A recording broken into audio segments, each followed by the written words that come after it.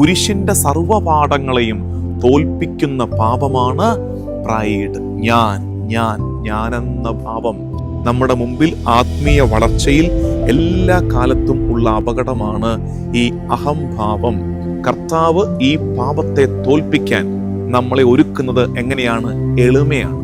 ഞാനെന്ന ഭാവത്തെ തകർത്ത് പിതാവിന്റെ തിരുഹിതത്തിന് കർത്താവ് കീഴ്പ്പെട്ട ഇടമല്ലേ കുരിശ്.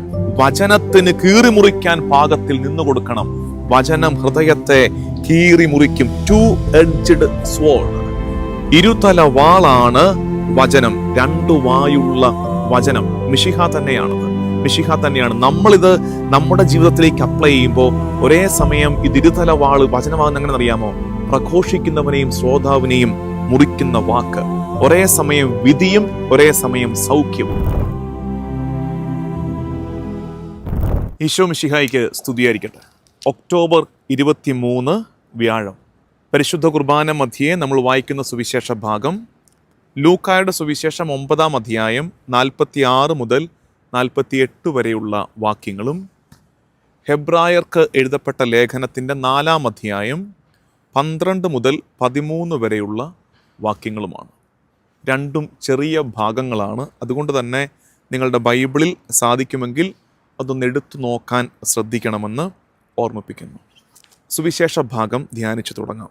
ലൂക്കാ സുവിശേഷം 9-ാം അധ്യായം 46 മുതൽ 48 വരെയുള്ള വാക്യങ്ങൾ. തങ്ങളിൽ ആരാണ് വലിയവൻ എന്ന് അവർ തർക്കിച്ചു. അവരുടെ ഹൃദയ വിചാരങ്ങൾ അറിഞ്ഞ ഈശോ ഒരു ശിശുവിനെ എടുത്ത് നിർത്തി അവരോട് പറഞ്ഞു, എൻ്റെ നാമത്തിൽ ഈ ശിശുവിനെ സ്വീകരിക്കുന്ന ഏവനും എന്നെ സ്വീകരിക്കുന്നു.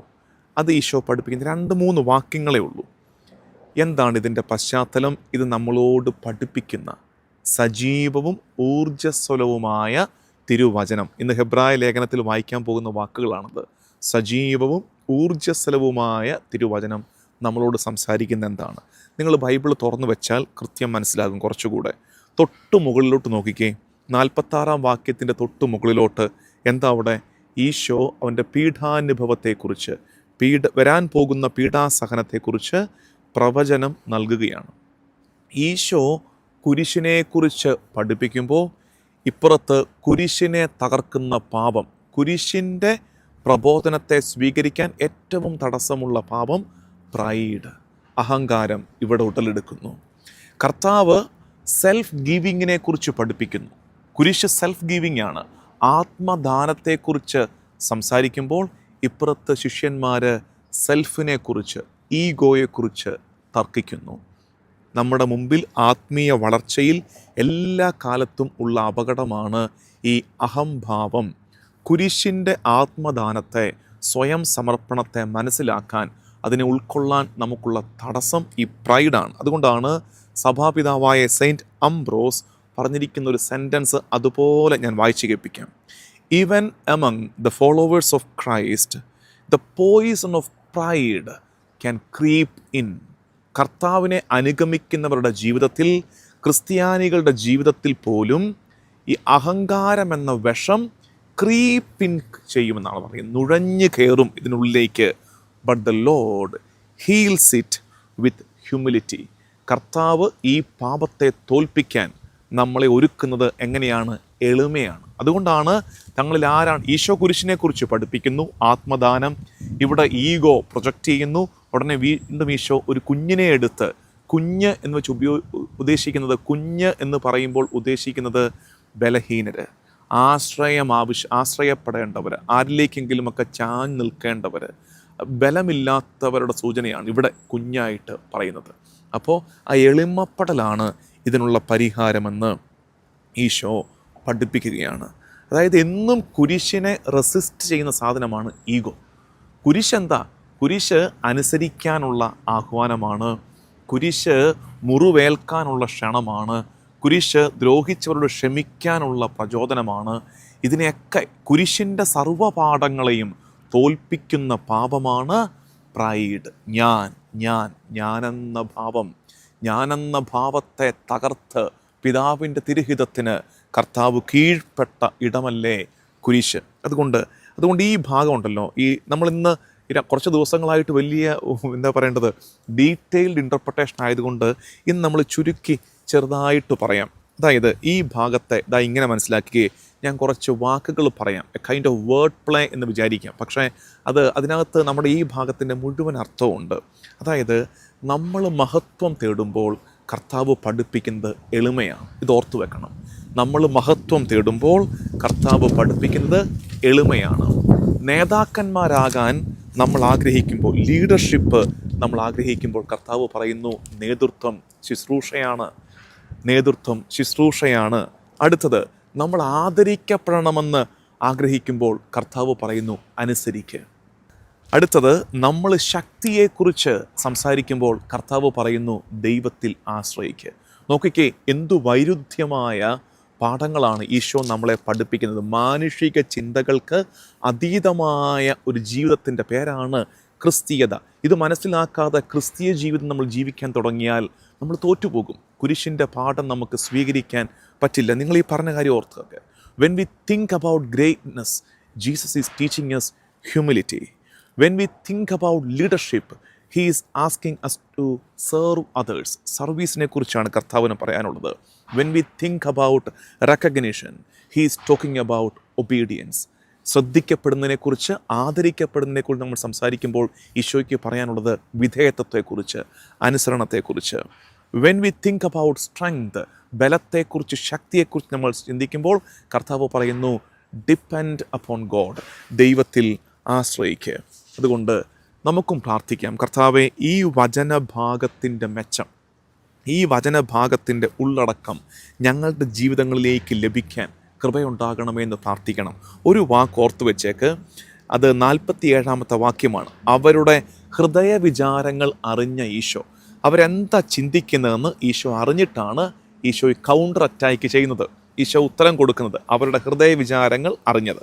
ഇനി കൃത്യം ആ ഹൃദയ വിചാരങ്ങൾ അറിഞ്ഞ ഈശോയെ ഹെബ്രായ ലേഖനത്തിൽ എങ്ങനെ അവതരിപ്പിക്കുന്നറിയാമോ?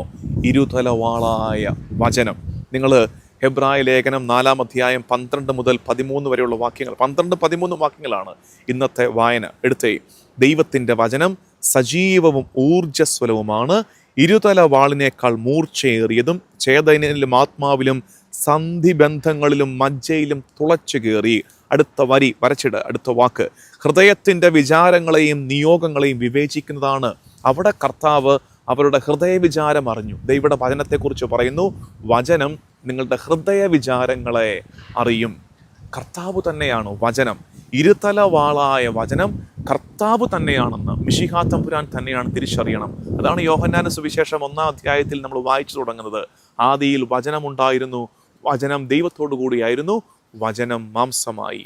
വചനം കർത്താവ് തന്നെയാണ് എന്ന് മനസ്സിലാക്കണം. അതായത് വചനം നമ്മൾ വായിക്കുന്നു എന്നതിനേക്കാൾ അടുത്തൊരു ഘട്ടത്തിലേക്ക് ജീവിതം വളരണം. എന്താ അത്? വചനം നമ്മളെ വായിക്കണം. വചനം നമ്മൾ വായിക്കുന്നു എന്നതുകൊണ്ട് തീർന്നു പോകരുത്. വചനം നമ്മളെ വായിക്കണം. വചനത്തിന് കീറിമുറിക്കാൻ പാകത്തിൽ നിന്നു കൊടുക്കണം. വചനം ഹൃദയത്തെ കീറിമുറിക്കും. 2-edged sword, ഇരുതല വാളാണ് വചനം. ദിസ്തോമോസ് മഖൈറ എന്നാണ് ഉപയോഗിച്ചിരിക്കുന്ന വാക്ക്. ദിസ്തോമോസ് മഖൈറ, 2-mouthed എന്നാണ് ലിറ്ററൽ ട്രാൻസ്ലേഷൻ. ഇരുതല വാ, 2 വായുള്ള വചനം. മിശിഹ തന്നെയാണത്, മിശിഹ തന്നെയാണ്. നമ്മളിത് നമ്മുടെ ജീവിതത്തിലേക്ക് അപ്ലൈ ചെയ്യുമ്പോൾ ഒരേ സമയം ഇത് ഇരുതല വാള് വചനമാകുന്ന എങ്ങനെ അറിയാമോ? പ്രഘോഷിക്കുന്നവനെയും ശ്രോതാവിനെയും മുറിക്കുന്ന വാക്ക്. ഒരേ സമയം വിധിയും ഒരേ സമയം സൗഖ്യവും. വചനം മുറിച്ചു കളയുന്നു നിന്നിലെ പാപത്തെ. അതാണ് സെന്റ് ഗ്രിഗറി ദ ഗ്രേറ്റ് പറയുന്ന ഒരു കാര്യമുണ്ട്. വചനമെന്ന ഇരുതല വാള് നിന്നിലെ പാപ ചായ്വുകളെ മുറിച്ച്, അറത്തു മുറിച്ച് മാറ്റിക്കളയും. നിന്നിലെ വൈസസ്, പാപത്തെ, തിന്മയെ മുറിച്ചു കളയും. വചനം ഒരേ സമയം പറയുന്നവനെ മുറിക്കുന്നു, കേൾക്കുന്നവനെ മുറിക്കുന്നു. വചനം വിധിയെ സൂചിപ്പിക്കുന്നുണ്ട്, വചനം ക്യൂറിങ്ങിനെ സൂചിപ്പിക്കുന്നു, സുഖപ്പെടുത്തൽ. പാപത്തെ മുറിച്ചു മാറ്റി നിന്നെ സൗഖ്യത്തിലേക്ക് നയിക്കുന്ന ഒരു സർജനെ പോലെ. ഒരേ സമയം മിററാണ്, സർജനാണ്. അങ്ങനെ കൂടെ മനസ്സിലാക്കിക്കോ. ഒരേ സമയം വചനം മിററാണ്. വചനത്തിൽ നീ നിന്നെ കാണണം, വചനത്തിൽ നീ നിന്നെ കാണണം, നിന്നെ പ്രതിഫലിക്കണം വചനത്തിൽ. അതേസമയം വചനം സർജനും കൂടിയാണ്. ക്യാൻസറസ് ആയതിനെ അറത്തു മുറിച്ചു മാറ്റി സൗഖ്യത്തിൻ്റെ വഴിയിലേക്ക് നമ്മളെ നയിക്കുന്നതാണ് വചനം. പ്രിയമുള്ളവരെ, ഈ വചനത്തിലേക്ക് നമ്മളെ തുറന്നു വയ്ക്കാം. അതിനെക്കുറിച്ച് സെക്കൻഡ് വത്തിക്കാൻ കൗൺസിൽ ദൈവവെർബും വചനത്തിൻ്റെ പ്രാധാന്യത്തെക്കുറിച്ച് പഠിപ്പിക്കുന്ന കാര്യം ഇങ്ങനെയാണ്. അതായത് പറഞ്ഞ് മനസ്സിലാക്കുന്നത്, ദൈവവെർബും 21 പറയുന്നത് സഭ അപ്പത്തിൻ്റെയും വീഞ്ഞിൻ്റെയും സാദൃശ്യത്തിൽ വെളിപ്പെടുന്ന കർത്താവിൻ്റെ ശരീരരക്തങ്ങളെ എങ്ങനെ വെനറേറ്റ് ചെയ്യുന്നോ അതുപോലെ തന്നെ വചനത്തെയും വെനറേറ്റ് ചെയ്യുന്നു. തിരുവചനത്തിലൂടെ, ഈ വിശുദ്ധ ഗ്രന്ഥത്തിലൂടെ പിതാവ് തൻ്റെ മക്കളോട് സ്നേഹത്തോടെ സംസാരിക്കുന്നു എന്നാണ് ദൈവവെർബും 21 നമ്മൾ കാണുന്നത്. പിതാവ് തൻ്റെ മക്കളോട് സ്നേഹത്തോടെ സംസാരിക്കുന്ന പുസ്തകമാണ്. അതുകൊണ്ട് വചനം അനുദിന ജീവിതത്തിൻ്റെ ഭാഗമാകട്ടെ പ്രിയമുള്ളവരെ. വചനം അനുദിന ജീവിതത്തിൻ്റെ ഭാഗമാകട്ടെ. കേവലം വചനം വായിക്കുന്നവരായി തീർന്നു പോകാതെ വചനം നമ്മളെ വായിക്കാൻ, വചനം നമ്മുടെ ഹൃദയ വിചാരങ്ങളെ കീറിമുറിക്കാൻ, ഈ കഠിനമേറിയ ഹൃദയത്തോടെ, ഈ ഹെബ്രായ ലേഖനത്തിൻ്റെ പശ്ചാത്തലം ഉണ്ടല്ലോ, അങ്ങനെ ഒന്നാണ്. നിങ്ങൾ ആ ഹെബ്രായ ലേഖനത്തിൻ്റെ ഈ 4-ാം അധ്യായം 12-ാം വാക്യത്തിന് തൊട്ട് മുമ്പ് 1-2 വാക്യങ്ങൾ വായിച്ചേ. 7-ാമത്തെ വാക്യം ഇങ്ങനെയാണത്. 3:7, 3-ാം അധ്യായം 7-ാം വാക്യം. പരിശുദ്ധാത്മാവ് പറയുന്നത് പോലെ, ഇന്ന് നിങ്ങൾ അവിടുത്തെ സ്വരം ശ്രവിക്കുമ്പോൾ മരുഭൂമിയിലെ പരീക്ഷണകാലത്തുണ്ടായ പ്രകോപനത്താൽ എന്ന പോലെ നിങ്ങളുടെ ഹൃദയം കഠിനമാക്കരുത്. കഠിനമായൊരു ഹൃദയത്തെ വചനം കൊണ്ട് കീറി മുറിച്ച് പാപചായ്വുകളെ അറത്തു മാറ്റുകയാണ് ചെയ്യേണ്ടത്. 4-ാം അധ്യായം 1-ാം വാക്യം, അവിടുന്ന് നൽകുന്ന വിശ്രമത്തിലേക്ക് നാം പ്രവേശിക്കുമെന്ന വാഗ്ദാനം നിലനിൽക്കുമ്പോൾ തന്നെ അതിൽ പ്രവേശിക്കാൻ കഴിയാത്തവരായി നിങ്ങളിൽ ആരെങ്കിലും കാണുമോ എന്ന് നാം ഭയപ്പെടണം. അതായത് വചനം ഒരു വിശ്രമത്തിലേക്ക്, ദൈവത്തിലായിരിക്കുന്ന അനുഭവത്തിലേക്ക് ക്ഷണിക്കുമ്പോൾ ഈ മറുതലിച്ചു മാറി നിൽക്കുന്നവരുടെ ഗണത്തിൽ എണ്ണപ്പെടാതിരിക്കാൻ വചനമെന്ന ഇരുതല വാളുകൊണ്ട് ഹൃദയം മുറിക്കാൻ പാകത്തിൽ നിന്നു കൊടുക്കുകയും നമ്മുടെ മനസാക്ഷിയെ തിരുവചനത്തിന് ചേരുന്ന രീതിയിൽ പരുവപ്പെടുത്തുകയും വേണം. അപ്പോൾ നമ്മൾ സുവിശേഷത്തിൽ കണ്ടു, കർത്താവ് ഹൃദയവിചാരങ്ങൾ അറിയുന്നവൻ. ഹൃദയവിചാരങ്ങൾ അറിയുന്ന കർത്താവ് തന്നെയാണ് വചനം. ആ വചനം നമ്മുടെ ഹൃദയത്തെ വിശുദ്ധീകരിക്കട്ടെ. കുരിശിൻ്റെ പാഠത്തെ, കുരിശിൻ്റെ പഠിപ്പീരിനെ എതിർക്കുന്ന പാപം അഹങ്കാരമാണ്. എളിമയിൽ നമുക്ക് വളരാൻ ശ്രമിക്കാം. റെക്കഗ്നിഷൻ ആഗ്രഹിക്കുമ്പോൾ, ആദരിക്കപ്പെടണമെന്ന് ആഗ്രഹിക്കുമ്പോൾ, ശുശ്രൂഷയെക്കുറിച്ച്, അനുസരണത്തെക്കുറിച്ച്, അധികാരത്തെക്കുറിച്ച്, ശക്തിയെക്കുറിച്ച് നമ്മൾ ചിന്തിക്കുമ്പോൾ എളിമപ്പെടുന്നതിനെക്കുറിച്ച് കർത്താവ് പഠിപ്പിക്കുന്നു. ദൈവാശ്രയത്വത്തെക്കുറിച്ച് കർത്താവ് പഠിപ്പിക്കുന്നു. Let's surrender before our Lord.